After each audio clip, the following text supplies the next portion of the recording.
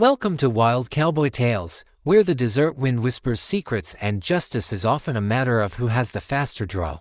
Settle in, friend, because tonight's story isn't about a righteous lawman or a charismatic rogue. It's about the fury that's born from a broken heart and a stolen life. It's about a woman who was left with nothing but a thirst for vengeance and the knowledge of how to bleed the men who wronged her. This is the Outlaw's betrayal when the widow becomes the huntress. The sun in the town of Redemption was not a life-giving star, it was a hammer. It beat down on the parched, cracked earth, on the bowed heads of the few souls foolish enough to be out in the afternoon glare, and on the false-fronted buildings that lined the single, dusty street. The town's name was the cruelest kind of joke, a bitter irony savored by the corrupt and spat out like cheap whiskey by the oppressed. In Redemption, the only thing you could be redeemed from was your money, and the only absolution came from the barrel of a gun. In a small, neat adobe house at the edge of this purgatory, Mary and Cole waited. The waiting was a physical thing, a coil of anxiety tightening in her stomach. Her husband, Daniel, was 3 days late. In his line of work, 3 days was an eternity. Daniel Cole was not a simple man. He was charming, handsome, with a quick smile that could disarm a rattlesnake and eyes the color of a twilight sky. But he was also a man who walked in the shadows. He was not an outlaw. Not in the way the posters in Sheriff Brady's office depicted. He was a courier, a facilitator, a man who knew who wanted what, and how to get it from one place to another without the law taking an interest. He moved gold, information, and secrets for men who dealt in violence as a trade. Marian knew this, not in its gritty detail, but in the abstract way a person knows a storm is coming by the change in the air. She knew his pockets were often full, but the money never felt entirely clean. She knew his friends were loyal, but their loyalty was a currency traded on fear and greed. His most trusted friend, his right hand, was Jace Rowland. Jace was the opposite of Daniel. Where Daniel was smooth, Jace was rough-hewn granite. He was quiet, watchful, with a stillness that was more intimidating than any boast.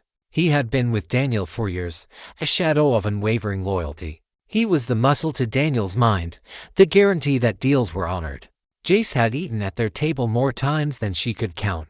He had bounced their infant son on his knee before the boy was taken by the fever 2 years prior. Jace was family, a dangerous, quiet, but unshakable part of their lives. So when she saw the lone rider approaching through the shimmering heat haze, her heart did not leap with relief. It sank, because the rider was not Daniel. The rider's broad shoulders and the set of his jaw, even from a distance, belonged to Jace Rowland. He dismounted in front of her house, his movements slow and heavy, a caricature of a man burdened by sorrow. He took off his hat, revealing a face caked in dust and etched with lines of exhaustion.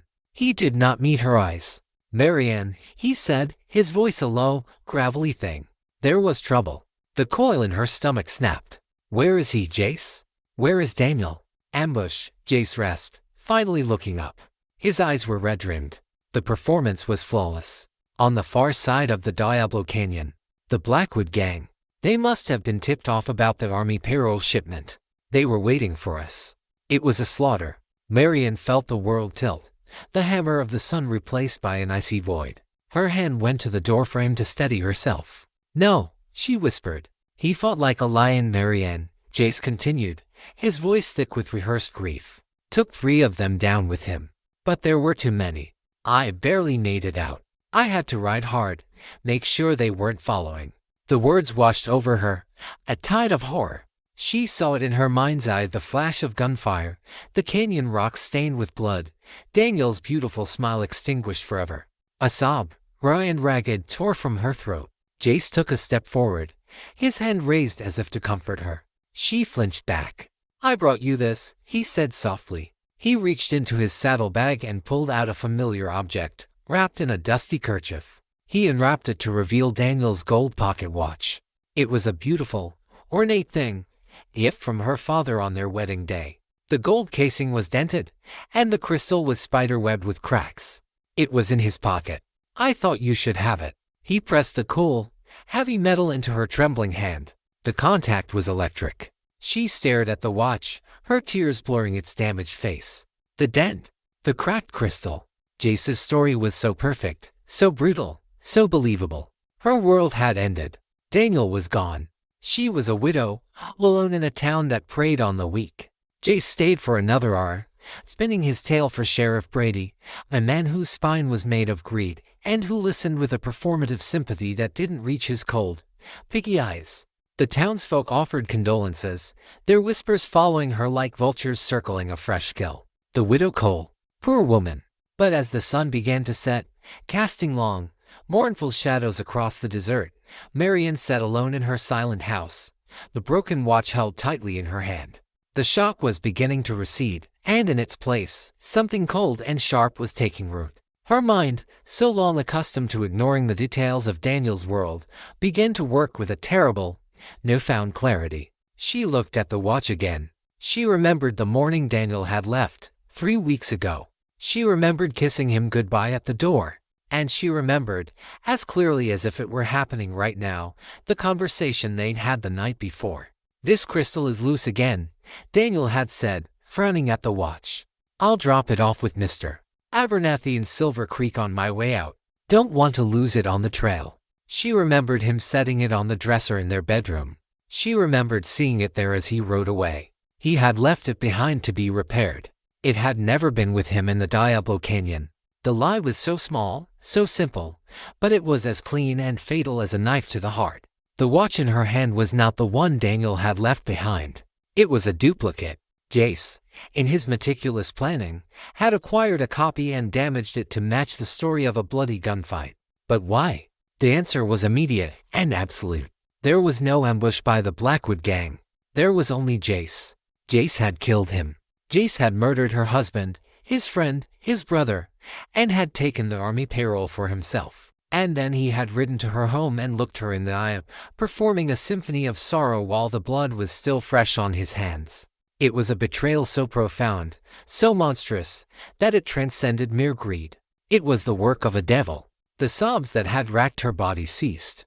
The tears on her cheeks dried, leaving salty tracks on her skin. She stood up and walked to the small, silvered mirror that hung by the door. The face that stared back was a stranger's. The soft, sorrowful lines of the grieving widow were hardening, reforming into a mask of cold, implacable fury. The blue of her eyes, which Daniel had once compared to desert wildflowers, now held the flat, deadly glint of polished steel. They all saw her as a victim, a poor, helpless woman to be pitied and then forgotten. Even Jace, in his arrogance, had seen her as nothing more than a loose end to be tied up with a convenient lie and a broken trinket. He believed she would either crumble into despair or run, terrified, back to whatever family she had in the East. He was wrong. She knew things. Over the years, she hadn't been deaf. She had heard the whispered names, the plans, the boasts. Daniel had been careless, confident in her disinterest. She knew the men in his circle. She knew their habits, their vices, their weaknesses. She knew the bartender in dusty Sonora who fenced stolen goods. She knew the disgraced doctor in the border towns who would patch up a gunshot wound with no questions asked. She knew the routes they favored and the women they sought out. Daniel had unwittingly provided her with a complete schematic of the underworld he inhabited, an underworld that Jace now ruled. She turned from the mirror and walked to the bedroom. Beneath a loose floorboard under their bed was a heavy, oilskin-wrapped package. Daniel's emergency measure. She unwrapped it. Inside was a stack of money, far more than she had expected. And beneath it, a lawmen revolver. It was a heavy, brutal-looking weapon, a 9-shot pistol with a secondary shotgun barrel. It was not a gentleman's dueling pistol. It was a killer's tool. She had never fired a gun in her life. She had always hated them, the casual violence they represented. But now, as her fingers wrapped around the cold, checkered grip, it did not feel alien. It felt like an extension of the ice that was forming in her veins. They had taken her husband. They had taken her future. They had left her a widow in a town called Redemption. And she would find her redemption. Not in prayer, and not in forgiveness. She would find it one bullet at a time. She thought of Jace Rowland, riding free with his stolen gold and his perfect lie, believing himself safe. But he had left behind one witness. And that witness was no longer a wife. She was a hunter. His name was Jace Rowland, and he was already a dead man. He just didn't know it yet. The first week of Marianne's widowhood was a masterclass in deception. She moved through the town of Redemption like a ghost draped in black crepe, her face a perfect, pale mask of sorrow. She accepted the casseroles and condolences from the town's women with a quiet, broken dignity. She allowed Sheriff Brady to pat her hand and offer useless platitudes about justice. She even stood stoically at the empty grave where the town held a memorial service for Daniel, a service for a man whose body lay buried and mourned in some forsaken canyon. Through it all, she held the duplicate pocket watch. It was her focus, her lodestone of cold fury. Every sympathetic glance, every whispered word of pity, was fuel. They saw a fragile flower, wilting in the brutal desert sun. They had no idea they were watching a seed of nightshade take root in poisoned soil. Her performance was for Jace. She knew he would have eyes and ears in town. He would want to know that his lie had been swallowed whole, that the widow Cole was consumed by her grief, posing no threat. She had to be invisible, forgettable. The most dangerous predators are the ones you never see coming. On the 8th night, under the cover of a moonless sky, she slipped out of her house for the first time. She wore not black mourning clothes, but Daniel's old denim trousers and a rough-spun shirt, her hair tucked up under a wide-brimmed hat. She moved through the back alleys of Redemption, a shadow among shadows, her destination a ramshackle cabin on the far side of the arroyo, a place where the town's refuse and its outcasts gathered. Her destination was the home of Silas Kane. Silas was a relic, a man who had outlived his own legend. In his youth, 30 years prior, he had been a lawman, then a bounty hunter, a man whose name was spoken with equal parts fear and respect. Now, he was a prospector with a bum leg and a cough that shook his entire frame. His only companions a stubborn mule and a bottle of cheap rye.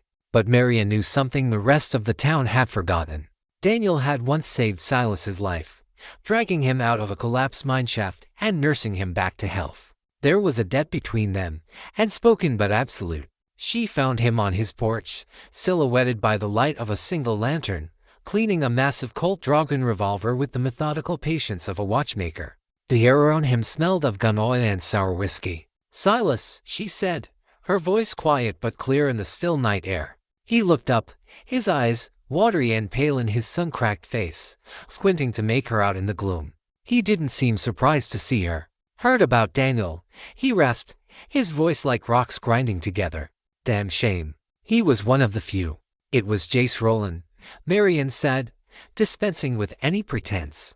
"He betrayed Daniel and killed him. He took an army payroll and vanished." Silas stopped his cleaning. He set the cylinder of the revolver down with a soft click and stared at her. He was studying her, not her words, but the set of her jaw, the terrifying stillness in her eyes. He was a man who had spent a lifetime reading the subtle signs of violence and intent in others. "And what do you aim to do about it, girl?" he asked. "I am to hunt him down," she replied, her voice flat, devoid of emotion. "I am to kill him and every man who rides with him. And I need you to teach me how." She stepped into the light and held out the Lemet revolver. Silas's eyes widened slightly as he looked at the formidable weapon. He looked from the gun back to her face, and a slow, weary understanding dawned in his expression. He saw what no one else in town had seen. The grief had not broken her. It had tempered her into something new, something dangerous. "Vengeance is a fire that burns the one who holds it, Marianne," he said, his voice softer now. "I'm already ash, Silas," she answered. "All that's left is the heat." A long silence stretched between them. The only sounds were the chirping of crickets and the distant, tinny piano from the saloon. Finally, Silas sighed, a deep, rattling sound. He picked up the frame of his drawgun. "The Lemet is a brute, a cannon for close work. It'll break your wrist if you don't know how to hold it. You don't start with a cannon. You start with the basics. Be here tomorrow, an hour before sunrise. And don't be seen." The debt was being paid. Her training began in a hidden box canyon miles from town. Silas was a merciless teacher. He did not coddle her or make allowances for her gender or her grief. He treated her like a raw recruit who would be dead in a week if she didn't learn. "A gun ain't a magic wand," he growled on that first morning, as she struggled to hold the lighter Colt Peacemaker steady. "It's a tool. It's got weight. It's got balance. You don't fight it. You become part of it. Your arm, your wrist, your eyes. The gun, they're all one piece." He made her stand for an hour, just holding the pistol, aiming at a distant rock until her arms screamed in protest. He taught her how to stand, how to breathe, how to absorb the recoil into her body. He taught her the slow, deliberate squeeze of the trigger, not the panicked jerk of an amateur. Every bullet is a life, he told her, his voice grim. Yours, or his. Don't waste them. The first time she fired the gun, the sound was a physical blow, a shock that jolted through her entire body. The recoil was far stronger than she'd imagined, and her shot went wide, puffing up just 10 feet from the tin can he'd set up. Again, was all he said. Day after day, they practiced. Her hands became calloused, her shoulder bruised. The smell of gunsmoke became as familiar as the scent of baking bread once had been. She learned to break down the weapons, to clean them, to load them with a fluid efficiency that became second nature. She graduated from the peacemaker to the heavier limit, learning to manage its brutal kick and to use the shotgun barrel with devastating effect at close range. But Silas taught her more than just marksmanship. He taught her the art of the gunfight, a subject he knew with the intimate authority of a survivor. Most fights are over before the first shot, he lectured, pacing in front of her as she reloaded. It's about the eyes. You don't watch a man's hands, you watch his eyes. That's where you see the decision to kill. You see it, and you shoot. You don't think. You don't hesitate. The man who hesitates is the one who gets a pine box. He taught her about angles, about using cover, about turning an opponent's confidence into a fatal weakness. He made her draw her weapon from its holster, over and over, until the motion was a single, seamless blur. During this time, her mind was as active as her body. At night, back in her silent house, she would light a single candle and piece together the fragments of conversation she had overheard for years. She drew a crude map of the territory, marking towns and hideouts Daniel had mentioned. A web of corruption and violence began to take shape under her fingers. Jace would need to launder the gold to recruit new men he could trust. He wouldn't stay in familiar territory for long. He would head for the border, for Mexico. But first, he would need to assemble a new gang. Sonora, she said to Silas one afternoon, her voice certain. There's a bartender there. A man named Pete. Daniel used him. Jace will go there looking for guns. Silas nodded, watching her. You're thinking like him now. That's good. That's what'll keep you alive. He paused, his expression uncharacteristically gentle. You know, this road you're setting out on it don't have a return journey. The woman who left this town won't be the one who comes back, if she comes back at all. The woman who lived in this town is already dead, Marian said, her voice a cold whisper. She died with her husband. On the last day of her training, Silas set up 5 targets, ranged in a scattered pattern. This is it, he said. Show me what you've learned. Marian drew the limit. She did not aim. She did not think. She moved, her body a fluid instrument of destruction. The cannon roared 5 times in quick succession. When the smoke cleared, all 5 targets were down. She stood, the heavy gun now a comfortable weight in her hand, her arm steady, her breathing even. Silas walked over and inspected the targets. He came back and stood before her, a look of profound sadness and respect in his old eyes. Daniel saved my life, he said. Maybe now, I've saved his. He turned and walked away, back toward his cabin and his bottle, his part in the story finished. That night, Marian Cole packed a single saddlebag. She took the money from under the floorboards, a spare set of men's clothing, and the lemmet, which she now holstered with an easy familiarity. She braided her long, dark hair and tucked it under her hat. She looked in the mirror one last time. The soft-faced widow was gone completely. In her place was a woman with the eyes of a hawk, her face a stark, beautiful mask of purpose. She didn't write a note. She didn't say goodbye to anyone. She left the house unlocked, its contents a testament to a life that no longer existed. She saddled her horse, a tough, rangy buckskin, and rode out of Redemption, not into the sunset, but into the deep, star-dusted darkness of the desert. She was no longer Marian Cole, the grieving wife. She was a wraith, a hunter, a covenant of gunsmoke and grief. And the Serpent's Trail was waiting. The journey to Sonora was a baptism in the harsh realities of the trail. The desert was a vast, indifferent beast, and for 2 weeks, Marian became a part of its brutal ecosystem. She learned to read the sun and the stars, to find water where none seemed to exist, and to endure the crushing loneliness of the empty plains. The soft woman who had tended a small garden in redemption was burned away by the relentless sun and scoured by the sand-laden winds.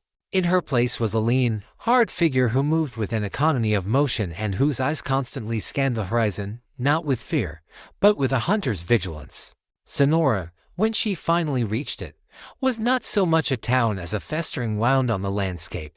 It was a chaotic sprawl of adobe cantinas, gambling dens, and brothels, all cowering under a perpetual haze of dust and desperation. There was no law here, only a hierarchy of predators. It was the perfect place for a man like Jace Rowland to find new recruits.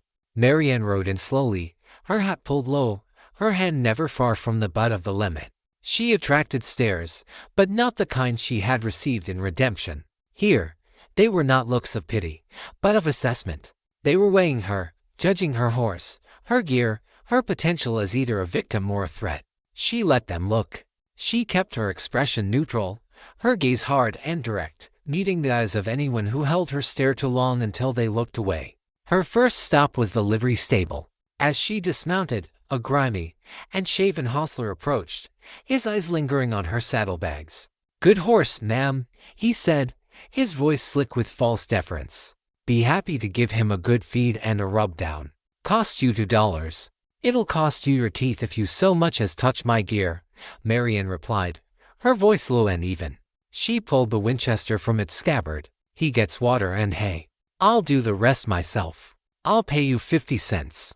The hostler's greasy smile faltered. He saw the cold promise in her eyes and the easy way she handled the rifle. He backed away, hands raised. "Yes, ma'am. Whatever you saying, ma'am." She had passed her first test. In Sonora, strength was the only language everyone understood. She found the cantina Daniel had spoken of. It was called La Serpiente, the serpent. The name was apt. The place was a dim, smoke-filled pit, smelling of stale beer, sweat, and cheap perfume. It was filled with hard men with crueler eyes, miners, drifters, and outlaws, all nursing drinks and nursing their greed. Marianne knew she couldn't just walk in and start asking questions about Jace Rowland. That would be a death sentence. She needed a reason to be there, a way to listen and observe. She needed a new identity. She walked up to the bar. The man behind it was thick-set, with a bald head and a long, drooping mustache. His apron was stained with things she didn't want to identify. This had to be Lefty Pete. "I need a drink," she said, her voice deliberately rough. "Whiskey's a dime," he grunted, not looking at her. "I'm not paying," she said. That got his attention. He turned, a scowl on his face, his hand dropping below the bar. "Lady, you're in the wrong place to be starting.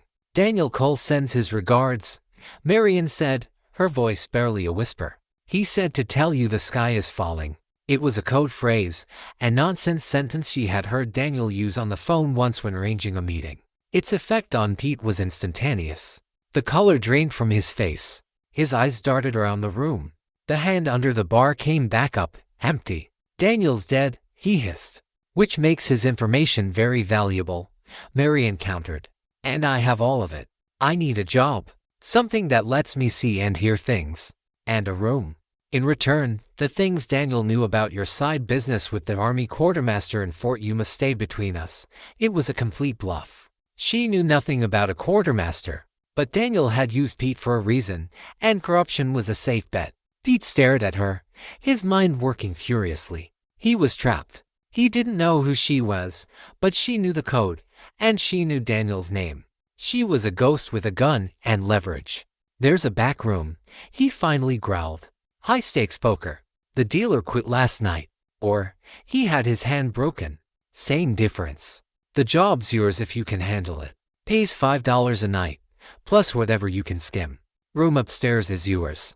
"I'll take it," Marianne said. She had her perch. From the dealer's chair at the back table, she would be able to see everyone who came and went, and she would be at the very center of the town's web of gossip and greed. For a week, she dealt cards. She became Mary, a quiet, no-nonsense woman with cold eyes and fast hands. She learned to handle the leering drunks and the sore losers. On the third night, a cowboy accused her of cheating and drew his pistol. Before the gun had cleared his holster, Marian had swept a full bottle of whiskey off the table and smashed it across his face, dropping him to the floor in a shower of glass and blood.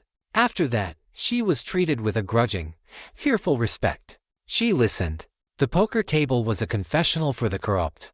Men, their tongues loosened by liquor and the thrill of the gamble, would boast and complain. She heard tales of robberies, rustling, and murder. And finally, she heard what she was waiting for. Two men, new to town, were at her table. They were flashy, arrogant, and throwing money around like it was water. They were also terrible poker players. As she dealt the cards, she listened to their drunken boasts. Told him, I said, Jace, you can't just ride into a town like this and expect to find top-tier talent. The first man, a pockmarked gunslick named Reno, said to his partner. But he was right, wasn't he? The second man, a boyish killer called Billy, replied with a smirk. He found us. Marianne's heart hammered against her ribs, but her face remained a stone mask. Her hands, as she dealt the next hand, were perfectly steady. He pays well. I'll give him that, Reno admitted, raking in a small pot. That army gold spends just fine. Said he's got one more man to pick up in Purgatory Flats. Then we ride for the border. Easy money. Purgatory Flats. The name was a key, a link in the chain. She needed to confirm it. She needed more. Later that night, after the game had broken up, she approached Reno as he was stumbling out of the cantina. You ride with Jace Rowland, she said. It wasn't a question. Reno spun around, his hand dropping to his gun. Who's asking? A friend of Daniel Cole's, Marian said, letting the name hang in the air. I have a message for Jace. From Daniel. Reno's drunken bravado evaporated, replaced by a wary confusion. Cole's dead. Ghosts can leave messages, Marian said, her voice a chilling whisper. Daniel was a careful man. He made arrangements. He left a map to the other half of the payroll. The half Jace didn't find. It was another lie, a piece of bait crafted from her intimate knowledge of the two men. Jace was a betrayer. He would have told his new recruits that he got all the gold. The idea that Daniel had outsmarted him, that there was more gold for the taking, would be an irresistible lure to a greedy man like Reno. Reno's eyes widened. Greed warred with suspicion on his face. A map. Where? Not here, Marian said. Meet me at the old mission ruins, east of town, at sunrise. Come alone. The map is for Jace's eyes only. But the information, well, that's worth a finder's fee, isn't it? She smiled, a cold, predatory curving of her lips that didn't reach her eyes. She knew he would come. The prospect of double-crossing his new boss would be too tempting to resist. She was at the ruins before the sun crested the horizon, hidden in the shadows of a crumbling adobe wall. Reno arrived, just as she knew he would, alone and eager. He dismounted, looking around nervously. All right, Mary, where is it? He called out. Marian stepped out from the shadows, the lemon in her hand. It was not aimed at him, but held loosely at her side. There is no map, Reno, she said, her voice its own again, the rough bar dealer persona gone. Recognition, followed by sheer terror, dawned on Reno's face. He must have seen her in Redemption. He remembered the widow. The pieces clicked together in his mind with an audible gasp. You, he stammered, his hand hovering over his gun. Jace killed him, Marian said. He lied to all of you. He murdered Daniel for the gold. Did he tell you how he put a bullet in his friend's back? I don't know what you're talking about, Reno blustered, but his eyes betrayed him. He started to make his move. He was fast, but Marian was faster. She had been practicing for this moment for weeks. Her draw was a single, fluid motion. The lemmet bucked in her hand, the sound of the shot echoing off ancient walls.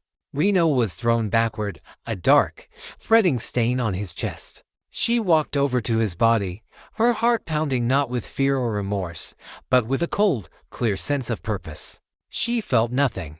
This man was a part of the disease that had killed her husband. She was the cure. She took his gun, his money, and the map he had of the trail to Purgatory Flats. She rode back to Sonora, packed her single saddlebag, and paid a sleepy-eyed Pete for her room and board. Leaving so soon, he asked, his eyes full of questions he was too afraid to ask. I have business in Purgatory, was all she said. As she rode out of Sonora, the sun was rising at her back. She left behind a dead outlaw and the beginnings of a whisper. The serpent's trail was now marked with blood, and the huntress was just getting started. Purgatory Flats was a town clinging to the edge of the map by its fingernails. It was the last stop before the vast, lawless expanse of the Mexican border, and it had the soul of a final, desperate gasp. The dust here was finer, redder, as if stained by the blood that was so frequently spilled in its single, sun-bleached street. The cantinas were louder, the gamblers more desperate, and the eyes of the men were harder and more feral than in Sonora. This was a place where futures ended and pasts were buried. It was the perfect place for Jace Rowland to complete his crew. Marianne rode in under the brutal midday sun, her new persona honed to a razor's edge. She was no longer just Mary, the card dealer. She was a different kind of predator now, one who had tasted blood. She carried herself with a quiet, deadly confidence that made even the hardest men in Purgatory Flats think twice before meeting her gaze. She knew from the map she'd taken off Reno that she was only a day or two behind Jace's other recruit, Billy. Her target, the final piece Jace was waiting for, was a man she remembered Daniel speaking of with a mixture of contempt and caution, Finn the Grin O'Malley. Finn was a killer known for two things: his terrifying, ever-present smile, and his insatiable greed. Daniel had once said Finn would sell his own mother for a gold eagle, and then shoot the buyer to get the eagle back. His weakness, she knew, was his pride. He needed to be the smartest, toughest man in any room. Marianne found him exactly where she expected to, at the center of the largest poker game in the town's biggest saloon, the Devil's Gullet. He was a weary man with slick, dark hair and a smile that never reached his cold, dead eyes. He was holding court, laughing loudly, telling stories of his own cleverness as he raked in pot after pot from the less experienced players. Marianne did not join the game immediately. Instead, she took a seat at a small table in the corner, ordered a beer, and watched. She studied him for an hour, learning the rhythm of his play, the way he bluffed, the subtle tell when he was holding a strong hand, a slight twitch in his smiling cheek. Most importantly, she watched him cheat. He was palming cards, a slick, practiced move that none of the other drunks at the table were sober enough to notice. This was her opening. She waited until a player went bust and stormed away from the table. Then she stood up and walked over, placing a stack of gold coins on the table. "Mind if I join?" she asked, her voice carrying easily through the saloon. Finn the Grin looked her up and down, his smile widening. "Well, now, look what the cat dragged in.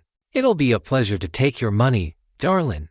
"We'll see," Marianne said, taking her seat. For the next 2 hours, a battle of wits was waged across the green felt of the table. Marianne played a tight, conservative game, letting Finn win the small pots, lulling him into a sense of superiority. She folded good hands, letting him believe she was a timid player. She complimented his luck, feeding the pride she knew was his Achilles heel. He grew bolder, more arrogant, his cheating becoming more frequent and more obvious to her trained eye. Finally, the moment came. The pot was huge, the biggest of the night. It was down to just her and Finn. She had been dealt a strong hand, a full house. She watched Finn's eyes, watched his hands. She saw the slick, almost invisible movement as he discarded one card and seamlessly replaced it with one he had hidden in his palm.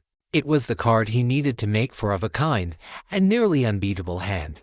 "I believe the pot is mine," he said, fretting his four queens on the table with a flourish, his grin stretching from ear to ear. The men watching gasped. Marianne didn't look at his cards. She looked at his face. "You're right," she said calmly. "It's a good hand. Especially the queen you pulled from your sleeve." The saloon went dead silent. The piano player stopped mid-tune. Every eye in the room was on their table. Finn's smile froze, becoming a ghastly, stretched rictus. "What did you say?" he hissed, his voice dangerously low. "I said," Marianne repeated, her voice like ice, "that you're a cheat. And in my experience, men who cheat at cards are usually cheating at other things too. Like cheating their partners out of their share of a score. Say, an army payroll, for instance." The color drained from Finn's face. He now knew this was no random accusation. This woman knew something. "You've got a death wish, lady," he snarled, his hand dropping towards the pistol at his hip. But Marianne had been waiting for this. As his hand moved, hers was already a blur. She didn't draw the limit. Instead, her hand shot across the table and grabbed his wrist in an iron grip. With her other hand, she swept his cards off the table and, with a flick of her wrist, revealed the fifth queen tucked into the cuff of his sleeve. "I believe," she said, her voice ringing through the silent saloon, "that makes 5 queens. A very rare hand." Finn, exposed as a cheat and a coward, panicked. With his free hand, he lunged for a derringer hidden in his vest. He never made it. Marian used his own momentum, twisting his arm and slamming him face first onto the table. Then she drew the lemmet. She didn't point it at him. Instead, in one brutal, swift motion, she brought the heavy steel barrel down on the back of his gun hand. The sound of bones crunching was sickeningly loud. Finn screamed, a high, piercing sound of pure agony, cradling his shattered hand. Marian stood up, the lemmet now held loosely in her hand. "The pawn is mine," she said to the stunned dealer. She calmly raked the mountain of coins into her saddlebag. She looked at the whimpering Finn. "Let's you and I have a talk." Outside, she dragged the sobbing outlaw out into the alley behind the saloon. She pushed him against the adobe wall, the muzzle of the lemmet now pressed under his chin. "Who are you?" he whimpered, tears of pain and terror streaming down his face. "I'm Daniel Cole's wife," she said. The name hit him like a physical blow. He began to babble, to plead. "I wasn't there. I swear. Jace just hired me and Billy a week ago. I didn't have nothing to do with Cole." "I believe you," Marian said, the cold muzzle pressing harder into his flesh. "But you're going to tell me everything you know. Where is Jace? Where is the gold? What's the plan?" Terrified and broken, Finn told her everything. Jace was waiting for him in San Rojo, a dusty border crossing a day's ride from Purgatory. He was traveling with Billy and 2 other men he'd picked up. The gold was in disguised crates, marked as mining equipment. The plan was to cross into Mexico at dawn in 2 days, where Jace had paid off the Federals to look the other way. He even told her where Jace was staying, San Rojo Grand Hotel, a ridiculously optimistic name for a 2-story fire trap. When he was finished, he looked at her, his eyes begging. "I told you. Now let me go. Please." Marian looked at the pathetic, broken man before her. She could kill him. It would be easy. But something Silas had said came back to her. Vengeance is a fire that burns the one who holds it. A dead man told no tales, but a terrified, humiliated one. His story would spread like wildfire. She lowered the lemmet. "I'm not going to kill you, Finn," she said. He let out a sob of relief. "I'm going to leave you here, with your broken hand and your broken pride. And when Jace and his friends hear about what happened to you, about how a woman Daniel Cole's widow did this to you, they'll know I'm coming. I want him to know. I want him to wait in fear." She took his gun, emptied its chambers, and threw it into the dust. She turned and walked away, leaving him sobbing in the alley. As she rode out of Purgatory Flats, she did not look back. The whispers had now become a story. The story would become a legend. And the legend was riding hard for San Rojo, for the final confrontation. The hunter was closing in on the serpent's nest. San Rojo was not a town, it was a blister on the lip of the border. It was the last festering collection of humanity before the Chihuahuan desert swallowed the trail whole. The air was thin and tasted of dust, tequila, and desperation. The buildings were sun-scorched adobe, leaning against each other for support, their windows like vacant eyes staring out at the endless, shimmering heat. The streets were populated by 2 kinds of people, those running from something and those running towards it.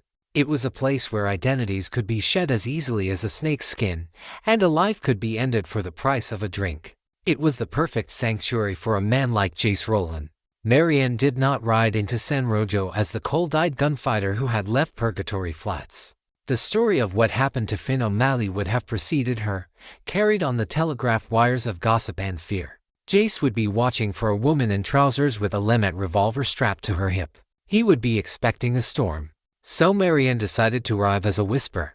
2 miles outside of town, she stopped. She dismounted and stripped off the trail-worn men's clothes that had become her second skin. From the bottom of her saddlebag, she retrieved a bundle wrapped in oilskin. It contained the last remnants of her old life, a simple, dark blue calico dress, modest but well-made. Brushing the dust from her long hair, she pinned it up in a severe, tight bun. She scrubbed her face clean of trail grit, leaving only the sun-darkened skin and the new, hard lines around her eyes and mouth. She was no longer the Avenger. She was a schoolteacher, perhaps, or a preacher's wife fallen on hard times. She was unassuming, invisible, forgettable. She holstered the lawmen in the center of her back. Beneath the loose drape of the dress, the heavy weapon a cold, secret promise against her skin. She sold her buckskin horse at the edge of town, accepting a lower price than it was worth to avoid haggling and drawing attention. She walked the rest of the way, carrying her single saddlebag, just another weary traveler arriving with the afternoon stagecoach. The San Rojo Grand Hotel was a two-story lie, its grandiose name a mockery of its peeling paint and sagging balcony. But it was the tallest building in town, and from its upper windows, men could watch all the main approaches. It was exactly the kind of place a paranoid man with something to protect would choose as his fortress. Marianne did not go near it. Instead, she found a room in a squalid boarding house across the street, one that catered to miners and other transient workers. The room was little more than a closet with a cot and a single, grimy window. But that window was all she cared about. It provided a perfect, oblique view of the hotel's entrance and the saloon next door where Jace's men would likely spend their time. For 2 days, she barely left the room. She lived on dry bread and water from her canteen, a sentinel in her dusty perch. She watched. Patience was a weapon Silas had taught her, and she wielded it with deadly precision. Her vigil was a continuation of the waiting she had done in Redemption, but this was different. Then, she had been waiting for news of her husband. Now, she was waiting for a clear shot at his killer. On the first afternoon, she saw him. Billy, the boy's killer from Sonora. He swaggered out of the hotel, his gun belt tied low, his face full of the arrogant confidence of a young man who has not yet had to pay for his sins. He was followed by 2 other men she didn't recognize. They were older, harder, with the wary, twitchy movements of men who had spent their lives looking over their shoulders. These must be the last of Jace's new crew. She watched them move through the town, their purpose clear. They weren't there to enjoy the local color. They were patrols checking the livery, the telegraph office, the trail leading south to Mexico. They were securing the escape route. She never saw Jace. He was a ghost, hidden away in his second-floor kingdom. He was being careful, letting his dogs scout the yard before the master emerged. This confirmed what Finn's humiliation was meant to achieve. Jace was spooked. He knew she was coming. He just didn't know that she was already there, watching his every move through a grimy pane of glass. On the evening of the second day, she decided it was time to leave her perch. The story of Finn O'Malley's downfall would have made the men wary of strange women. But the men of San Rojo, like men everywhere, had their appetites. Marianne made one final, painful transformation. She let her hair down, brushing it until it shone in the lamplight. She used a little soot to darken her eyelids, making her eyes seem larger and more shadowed. She unbuttoned the top to buttons of her dress. It was a costume, another lie. She was no longer the grieving widow or the cold-eyed gunslinger. She was now Lily, a saloon girl, a woman whose presence in a place like the Devil's Gullet would be so expected as to be invisible. She walked into the saloon, the noise and the smoke hitting her like a physical blow. She moved through the crowd, ignoring the lewd comments and grasping hands, her eyes fixed on the table in the back where Billy and the 2 older outlaws were playing poker. She walked up to their table and addressed the boy. "You're a long way from your mother's hearth, pretty boy," she said, her voice a low, husky imitation of the saloon girls she'd observed. Billy looked up, his eyes lighting up with arrogant appreciation. "And you're the prettiest thing I've seen this side of the border," he said with a smirk. "Pull up a chair. Bring us some luck." "Luck costs money," Marianne said. Billy laughed and tossed a silver dollar onto the table. "I've got plenty of that." She sat, and for the next hour, she played the part. She let Billy put his arm around her. She laughed at his stupid jokes. She poured his whiskey. All the while, she was listening, learning. The 2 older men were the Hackett brothers, Ike and Abe, notorious for their skill with knives and their paranoid superstition. She listened as Billy, his tongue loosened by whiskey and the proximity of a beautiful woman, bragged about their plans. 2 more days, he slurred, his breath hot on her ear. "Jace has the Jeff of the Federals in his pocket. We ride across that border with a full military escort, rich as kings." "And what about the ghost?" Marianne asked, her voice a soft whisper. "The widow." Billy's bravado faltered for a second. "Jace ain't worried about some crazy woman. Let her come. We'll put her in the ground next to her husband. But Marian saw the lie. She saw the way the Hackett brothers exchanged a nervous glance. The story of Finn's humiliation had done its work. They were afraid. They believed she was something more than just a woman with a gun. They believed she was an omen, a curse. Later, as Billy was stumbling up the stairs to her room at the boarding house, his mind clouded with lust and liquor, Marian made her move. In the shadowed hallway, she stopped. "Billy," she whispered. "What is it, darling?" he asked, reaching for her. "Jace is a smart man," she said, her voice turning cold, the saloon girl persona vanishing. "Smart enough to know he can't trust a crew he just hired. Smart enough to know the fewer ways the gold is split, the better." Billy frowned, confused. "What are you talking about?" "I'm talking about Daniel Cole," she said, her voice dropping lower. Jace was his most trusted friend. His brother. And Jace put a bullet in his back. What do you think he'll do to a loudmouth boy he just met when he doesn't need him anymore? The color drained from Billy's face as recognition finally dawned. He wasn't looking at Lily, the saloon girl. He was looking at the ghost he'd been bragging about. He stared into her cold, dead eyes and saw his own grave. He opened his mouth to shout, to draw his gun. He was too slow. Marianne moved with the speed of a striking snake. She didn't draw the lemon. She drew the long, wicked-looking knife she'd taken from Reno's body. She clamped a hand over Billy's mouth and drove the point of the knife deep into the soft spot just under his ribs, twisting it upward. His eyes went wide with shock and agony. He made a single, gurgling sound as she pulled the blade free. She held him up for a moment, then let his body slump to the floor of the darkened hallway. She did not feel a thing. There was no revulsion, no pity. It was just a task. A piece being removed from the board. She wiped the blade clean on his vest, took his pistol and his money, and slipped back into her room. From her window, she watched the hotel. An hour passed. Then too. Jace would be getting nervous. He would send the Hacketts to look for the boy.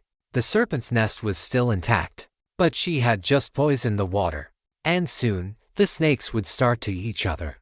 The death of Billy Boy was a stone dropped into a stagnant pond. The ripples of fear and suspicion spread through the San Rojo Grand Hotel with a terrifying speed. Marianne, watching from her window, saw the Hackett brothers emerge, their faces tight with anxiety. They searched the saloons, the brothels, their movements growing more frantic as the night wore on. They found nothing. Billy had simply vanished. Marianne knew that Jace's mind, already primed by the tale from Purgatory Flats, would not leap to the conclusion that Billy had simply gotten drunk and wandered off. He would see a ghost's work. He would see the hand of the widow Cole. Her next move was not to attack the Hacketts, but to attack the fragile trust that held their small gang together. She knew from listening to their drunken chatter that Ike, the older brother, was the leader, while Abe, the younger, was more superstitious, more easily spooked. She would turn their own natures against them. The following night, she put her plan into motion. She needed a distraction, something to draw the brothers out of the hotel separately. She paid a young Mexican boy a silver dollar to deliver a note to the hotel, addressed to Ike Hackett. The note was simple, written in a crude scrawl. "I know what you did at the river in Laredo. Meet me at the old church at midnight if you want it kept quiet. Come alone." It was a complete shot in the dark, a bluff based on the simple truth that men like Ike Hackett always had secrets they'd paid to keep buried. Then, she waited. Just before midnight, as she expected, Ike Hackett slipped out the back of the hotel, moving stealthily towards the crumbling adobe church at the edge of town. He was going to meet his blackmailer. This left Abe alone in the hotel, guarding the gold. This was her true target. She slipped out of her boarding house and circled around to the back of the hotel.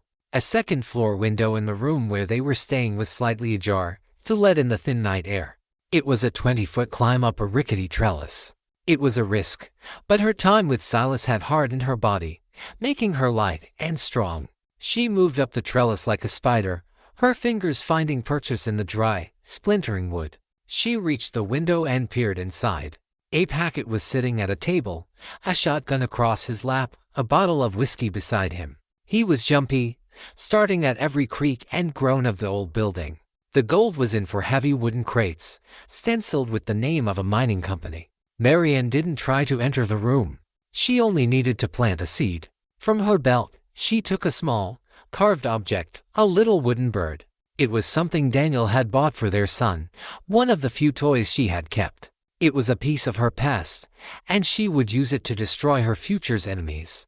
Tied to the bird's leg with a piece of twine was a single, long strand of her dark hair. She reached through the open window and gently placed the little bird on the windowsill, where it would be the first thing he saw when he looked up. Then she slipped back down the trellis and disappeared into the night. Meanwhile, Ike Hackett arrived at the ruined church, his pistol drawn, his eyes scanning the moon-drenched shadows. He found no one. He waited for half an hour, his anger and paranoia growing with every passing minute. He had been played for a fool. Cursing, he stormed back towards the hotel. When he burst back into their room, he found his brother Abe in a state of near catatonic terror. Abe was standing in the middle of the room, his face white as a sheet, his shotgun aimed at the window. He was pointing at the small wooden bird. "It's her," Abe whispered, his voice trembling. "She was here. It's a sign, Ike. An evil eye. She can get in anywhere. She's not human." "What in hell are you talking about?" Ike snarled, his frustration from the fool's errand boiling over. He walked over and saw the bird, saw the single strand of dark hair tied to it. A cold dread washed over him. He wasn't superstitious like his brother, but this was an undeniable, terrifying message. The widow had been in their room, right under their noses, while he was gone. She could have killed Abe easily, but she hadn't. She was toying with them, like a cat with a cornered mouse. "She's trying to spook us," Ike said, though his voice lacked conviction. "It's working," Abe shrieked, his nerve completely gone. "That gold is cursed, Ike. Daniel Cole's ghost is on it, and his wife is the devil's own handmaiden. I'm done. I'm riding out." "You're not going anywhere," a cold voice said from the doorway. Jace Rowland stood there, his face a pale, sweat-slicked mask of fury. He had heard the shouting. He had seen the terror in their eyes. "She played you both for fools," Jace hissed. "She separated you. She's turning us against each other." "The woman is a witch," Abe sobbed. "She was in this room." "She's just a woman," Jace roared. But his own eyes kept darting towards the window, towards the shadows. The confidence he had shown Marianne in redemption was gone, stripped away layer by layer, replaced by the raw, gnawing paranoia of a man who knows his sins have come to collect their due. "I'm leaving," Abe said, making a move for his saddlebags. "I don't want the gold. I just want to live." "No one is leaving," Jace said, his voice dropping to a deadly calm. He raised his pistol. "There's only one way you'll leave this crew." Ike stepped between his brother and Jace. "Put the gun down, Jace. He's just scared." "A scared man is a liability," Jace said, his eyes wild. "He'll run to the law. He'll run to her. He knows too much." The standoff lasted only a second. Abe, in his terror, made a foolish move. He tried to shove past his brother and make a run for the door. Jace fired. The shot was deafening in the small room. Abe Hackett crumpled to the floor, a look of shocked betrayal on his face. Ike stared down at his brother's body, then looked at Jace, his expression a mixture of horror and disbelief. You killed him." "He lost his nerve," Jace said, his gun still smoking. "There's no room for weakness now. Not with her out there." But he had made a fatal miscalculation. The bond between the Hackett brothers, however frayed, was stronger than their loyalty to him. Ike let out a raw, guttural cry of rage and drew his knife, lunging at Jace. Jace fired again. Ike fell backward, landing half on top of his brother, his own lifeblood mixing with Abe's on the dusty floorboards. Jace stood over the two bodies, his chest heaving. In the space of 30 seconds, his crew of 4 had been reduced to 1. Him. He was alone now, with a pile of cursed gold, 2 fresh corpses, and a ghost who was methodically, brilliantly, destroying him from the outside in. He stumbled to the window and stared out into the darkness of San Rojo. He saw nothing but shadows. But he knew she was out there, watching, waiting. Marianne, from her own window across the street, had heard the shots. She saw the flicker of the muzzle flashes. She didn't need to see the bodies to know what had happened. Her plan had worked more perfectly than she could have imagined. She hadn't needed to fire a single bullet. She had simply provided the rope, and Jace, in his paranoia, had hanged his own men with it. The dance was over. All the devils were dead, save one. Now, all that was left was the final confrontation. It was time to draw the serpent out of its nest. The 2 gunshots from the San Rojo Grand Hotel acted as a full stop on the town's noisy, drunken evening. Windows opened, doors creaked ajar, and then, as if by a silent, communal agreement, they all shut again. Whatever trouble was brewing in that hotel was best left to burn itself out. In a town like San Rojo, the first rule of survival was to mind your own business. Jace Rowland was now a king in a kingdom of corpses. He was alone with the gold, the dead Hackett brothers, and the suffocating certainty that Marion Cole was orchestrating his demise. The bravado was gone, boiled away by a slow-burning fear. He was no longer the confident outlaw who had coolly lied to a grieving widow. He was a cornered animal, starting at shadows, his own guilt and her relentless pursuit having eroded his sanity. He spent the rest of the night in a frantic, paranoid state. He dragged the Hackett brothers' bodies into a closet and barricaded the door to his room with furniture. He sat in the dark, his pistol in one hand, a whiskey bottle in the other, his eyes fixed on the window, waiting for the specter he knew was coming. But she did not come. The silence was her newest, most potent form of torture. For Marianne, this was the final act. She had dismantled his crew, shattered his nerve, and isolated him completely. Now, she had to force him out into the open, onto ground of her choosing. To simply shoot him through the window as he sat there, a drunken, terrified mess, felt too easy. It was not enough. The debt he owed was not just for Daniel's life, but for the life he had forced upon her. He needed to face her. He needed to see the woman he had created. Her plan required one last, audacious move. She needed the ultimate bait. In the hour before dawn, the darkest part of the night, she slipped out of the boarding house. She was dressed again in Daniel's clothes, the limit now strapped to her hip, in plain sight. Her time for hiding was over.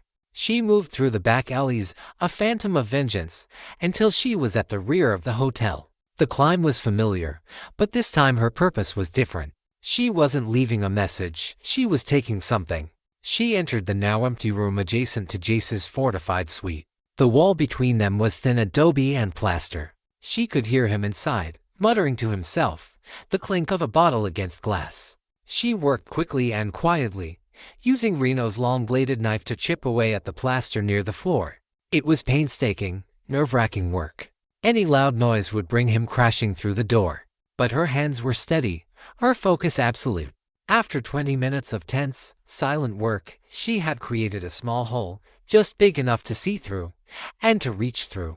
She could see the corner of one of the heavy gold crates. It was exactly as Finn had described, and it was just within reach. Using a length of wire she had taken from the livery, she painstakingly worked at the crate's simple latch. The click as it came open was deafening in the silence. Jace, on the other side of the room, stirred but did not investigate. She hooked the wire around one of the heavy, canvas-wrapped gold bars and began to slide it, an inch at a time, through the hole. The effort was immense, the bar far heavier than she had imagined. Sweat beaded on her forehead, but she did not stop. After a final, agonizing pull, the bar was through. She had a piece of the prize. But that was not the most important part of her plan. From a small pouch at her belt, she produced her final message. It was Daniel's real pocket watch, the one he had left on their dresser to be repaired. Its crystal was unscratched, its gold casing pristine. It was the physical proof of Jace's lie, the symbol of his ultimate betrayal. She reached back through the hole and placed the watch on the floor, just inside Jace's room, where it would sit in the exact spot the gold bar had just been. Then she retreated, as silently as she had come. She did not go back to her room. She went to the center of the town's main street. She placed the stolen gold bar squarely in the middle of the dusty road, a glittering, audacious challenge. Then she retreated to the deep shadows of the assayer's office porch, 50 yards down the street from the hotel entrance. And she waited for the sun to rise. Jace Rowland saw the watch at the first light of dawn. The sun's rays, lancing through his grimy window, caught the polished gold. He stared at it, his whiskey-addled brain struggling to comprehend what he was seeing. It was impossible. Daniel's watch had been broken, shattered in the ambush. He had given it to her himself. He stumbled over to it and picked it up. It was perfect. The crystal was clear. The ticking of its mechanism was a steady, damning heartbeat. And then he saw the empty space in the crate, the stolen bar, the hole in the wall. The truth hit him with the force of a physical blow. She had been in the hotel. She had been in the room next to him all night. She had been close enough to touch. The duplicate watch, the foundation of his entire lie, had been thrown back in his face. His cleverness was a sham. She had known from the very beginning. A raw, primal scream of pure rage and terror tore from his throat. He was not being haunted by a ghost. He was being dismantled by a genius. Every move he had made, she had countered. Every strength he possessed, she had turned into a weakness. He staggered to the window and looked out. And he saw it. The bar of gold, his gold, lying in the street like a common brick, a brazen invitation. His sanity snapped. All the fear, the paranoia, the guilt, it all coalesced into a single, burning point of homicidal rage. He no longer cared about Mexico. He no longer cared about the gold.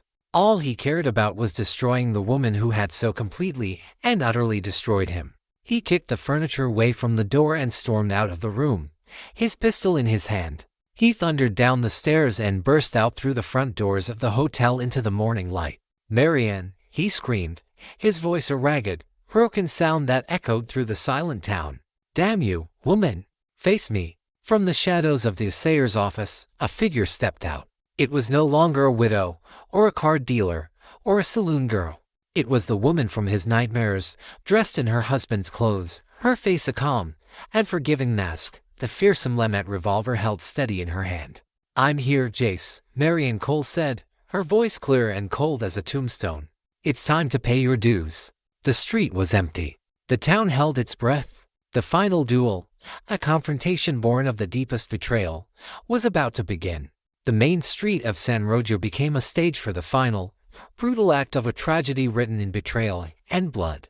The morning sun was climbing, casting long, sharp shadows that cut across the dusty ground.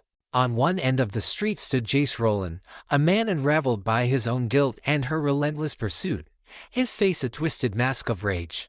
On the other end stood Marianne Cole, a specter of vengeance made flesh, her composure as still and absolute as the desert stones around them. Between them, glittering in the dust, lay the single gold Bart prized, the bait, the final insult. Windows and doors all along the street remained tightly shut. The town had become a silent and seen audience to this duel of ghosts. They knew a reckoning was at hand, and no one wanted to be caught in the crossfire. "You bitch," Jace spat, his voice trembling with a mixture of hatred and a deep, primal fear. He was seeing her for the first time, not as the grieving wife he had so easily dismissed, but as the architect of his ruin. "You did all this." "The men Finn Billy. They chose to ride with a snake," Marianne replied, her voice carrying with an unnatural clarity in the quiet street. "They died of the poison they embraced. Just like you. I should have killed you in redemption," Jace snarled, taking a tentative step forward. His movements were jerky and certain. He was a man fighting on the crumbling precipice of his own sanity. "You thought I was weak," Marianne said, her voice a cold scalpel, dissecting him piece by piece. "You thought I would break. You saw a woman, so you saw a victim. You never saw the witness. You never saw the judge." Every word was a blow, stripping away the last vestiges of his self-deception. He wasn't a master outlaw who had committed a brilliant betrayal. He was just a common murderer, a petty thief who had underestimated his victim's wife. And that knowledge was more devastating than any bullet. "Daniel was my brother," Jace screamed, the words a desperate, pathetic attempt to reclaim some shred of justification. "And you were happy to spend the money he brought home. You were part of it." "I was a fool who chose to be blind," Marianne admitted, a flicker of old pain crossing her features. "I loved the man, not the life. But you, Jace, you claimed to love him. You ate at his table. You held his child. And you shot him in the back for this." She gestured with the barrel of the Lemet towards the gold bar. "You traded a life of brotherhood for a pile of metal." The truth of her words was a final, crushing weight. Jace let out a raw, inarticulate roar and raised his pistol. The world seemed to slow down.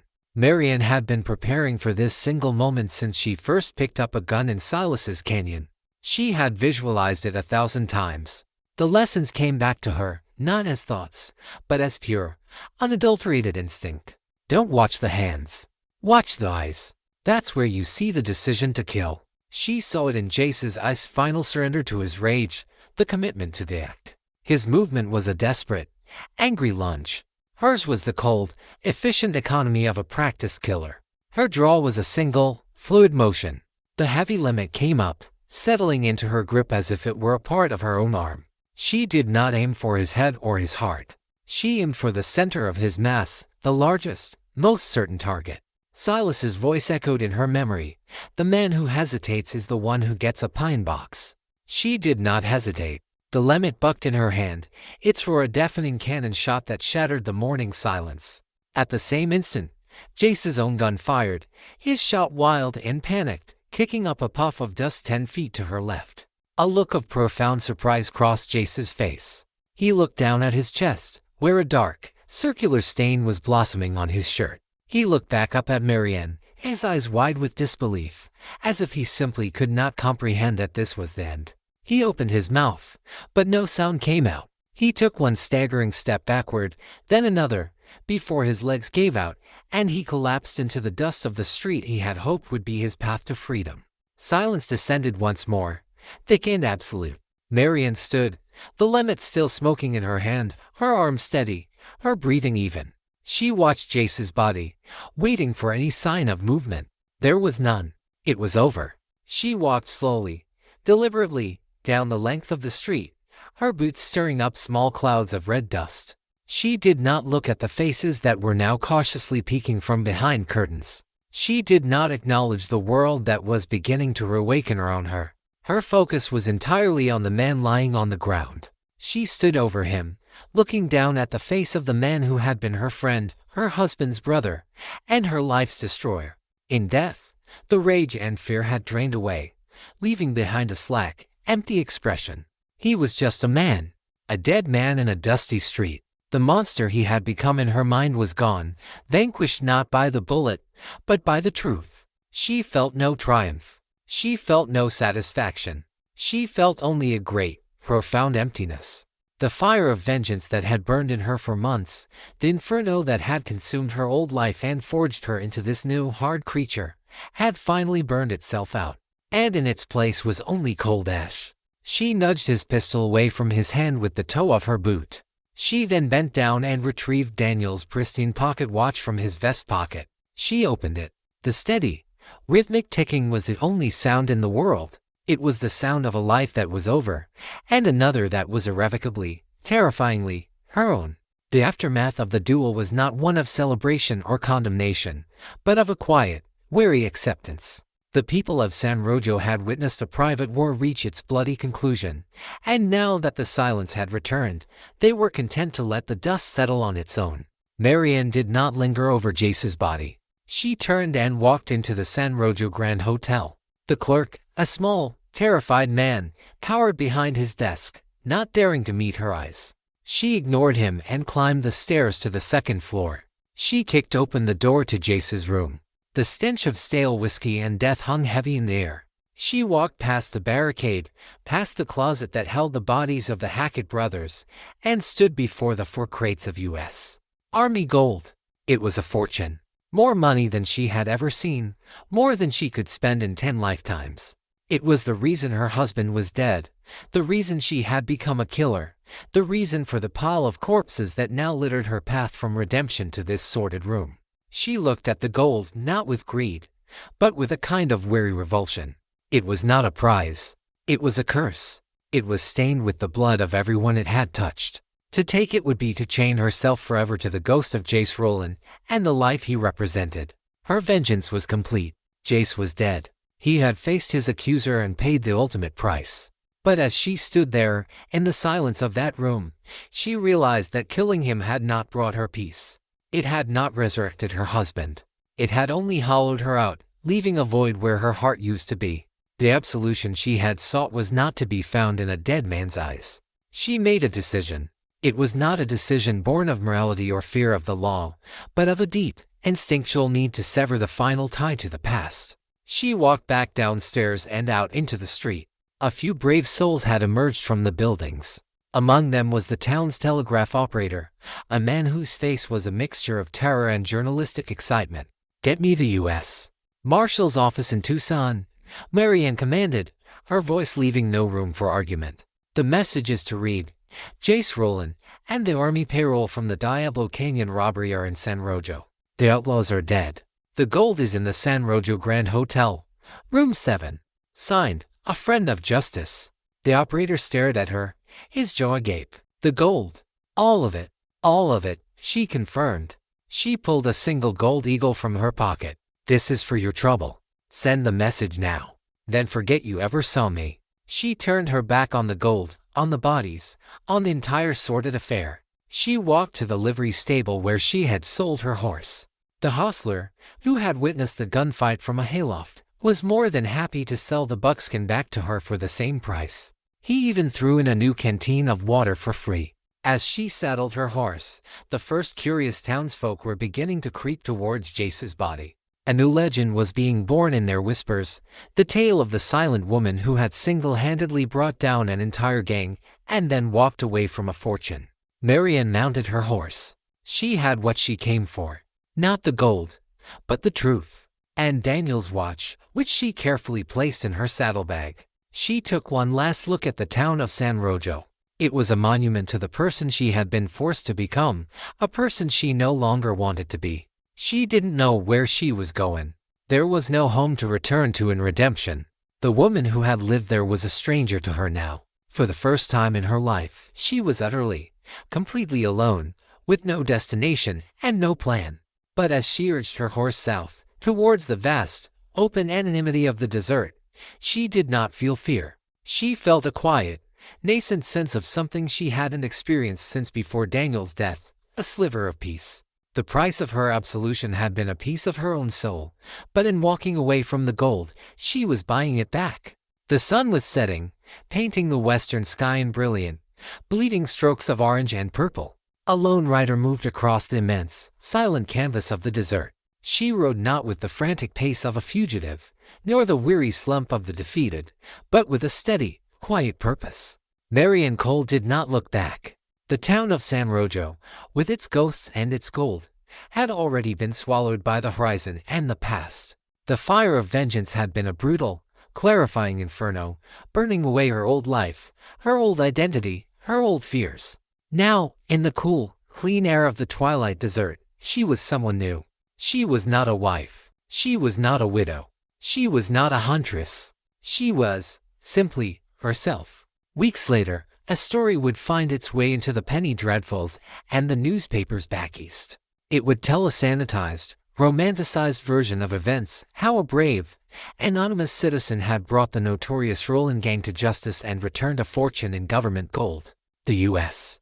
Marshals, arriving in San Rojo to find a pile of bodies and a room full of gold, would be happy to close the book on the messy affair.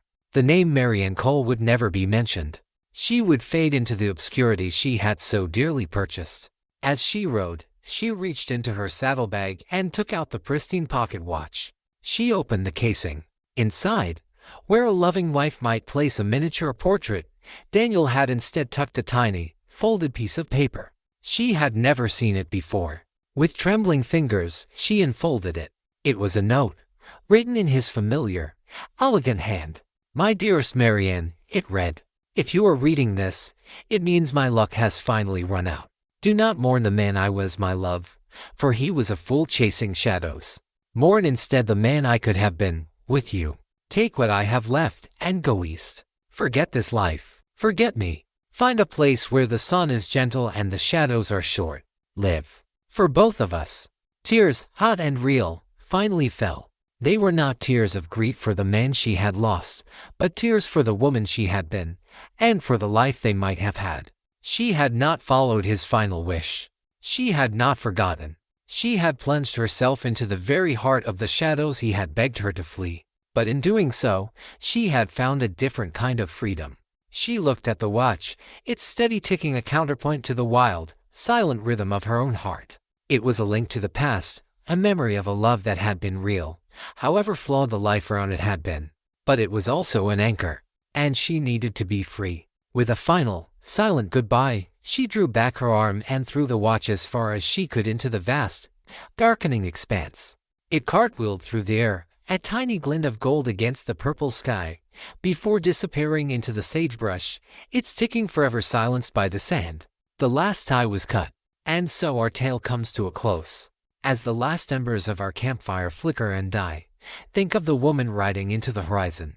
She carries no gold, no gun, no name you would know. She is just a whisper on the desert wind. A story of a woman who went into the darkness to find justice, and emerged on the other side, scarred and solitary, but finally, irrevocably, free. Her betrayal was the beginning of her story, but her survival, and the quiet peace of the open trail ahead, would be her true and lasting redemption.